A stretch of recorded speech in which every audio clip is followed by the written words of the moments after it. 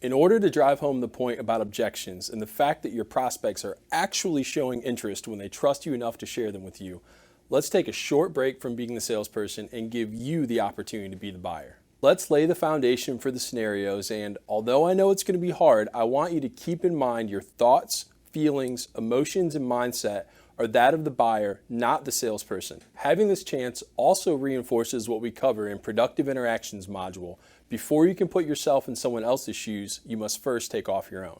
Are you ready?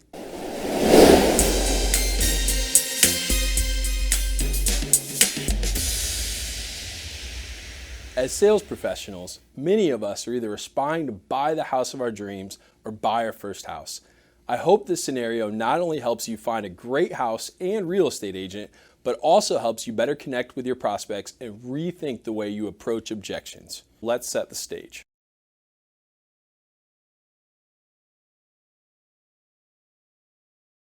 Now that you're a top 10% sales professional, all your hard work and success has put you in a great position financially, and you are ready to buy a house. As the buyer, you've been thinking of key points. In sales terminology, you could say these make up your mission-critical priorities like budget, location, size, number of rooms, new construction versus fixer-upper, school districts for your kids, and you're even questioning what exactly is a chef's kitchen and could you even use one if you had it. After taking you to a few houses your real estate agent thought you'd really like, he has finally done a pretty good job of asking you some questions, understanding your wants and needs, and has lined up a house for you to go see. You're scheduled to meet at the home in the afternoon.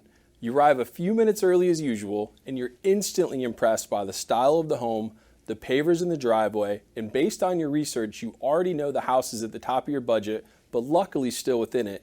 And it happens to be in the school district you and your family are most interested in. To say the least, so far so good. Your real estate agent arrives, opens the house, and you continue to be impressed by the size of the rooms, the natural light pouring in the windows, and the spacious open floor plan.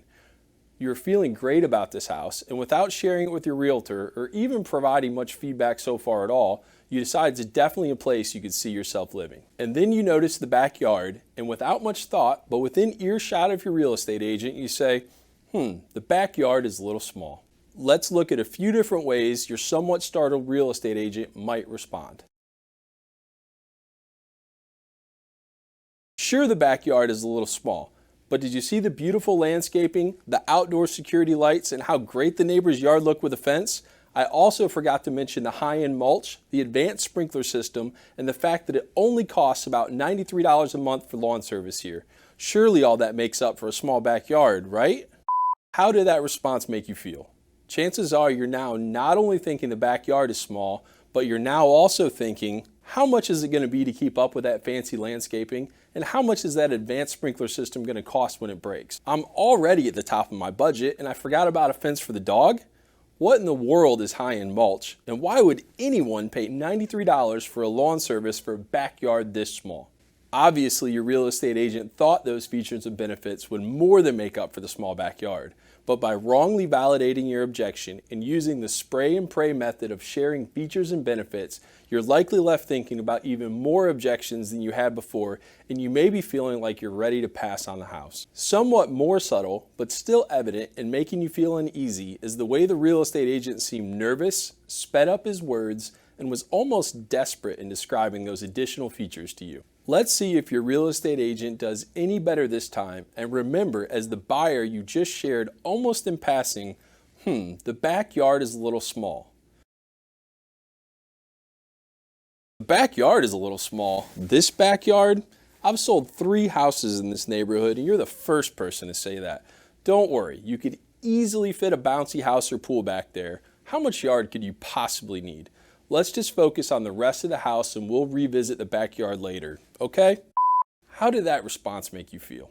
Although you may believe the agent about the size of the backyard, chances are the way the agent handled your objection has you feeling dismissed, belittled, certainly not listened to, and likely somewhat confrontational or ready to defend your position about the size of the backyard.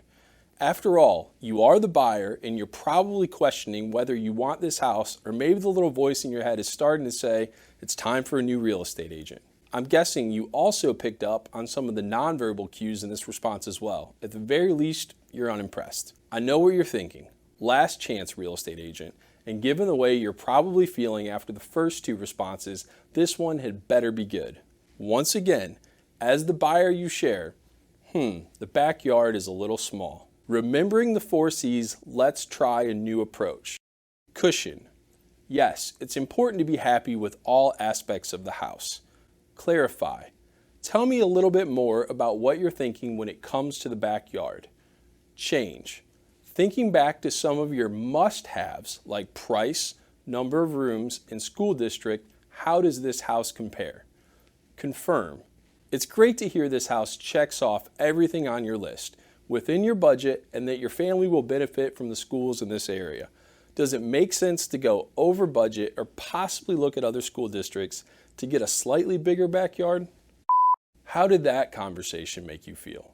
Notice I said conversation. And unlike the other 2 responses, which were more one-directional from the real estate agent to the buyer, did you feel heard and understood? It's possible the agent was caught off guard because this was the first time the buyer had even mentioned yard size, but the well-trained agent decided to listen and not panic. Let's dive a little bit deeper into a few of the key points. In response number 1, the real estate agent should have avoided feature dumping, forgot selling isn't telling, and ultimately created even more objections. The agent felt pressure to share those additional features, got nervous, and those noticeable changes to body language and communication negatively impacted the way the buyer felt and responded. In response number 2, the real estate agent immediately jumped in to defend, and instead of asking questions and understanding the buyer, opted to postpone and deflect away from the objection. Because the agent got defensive, his body language told its own negative story and left the buyer second-guessing both the house and the agent.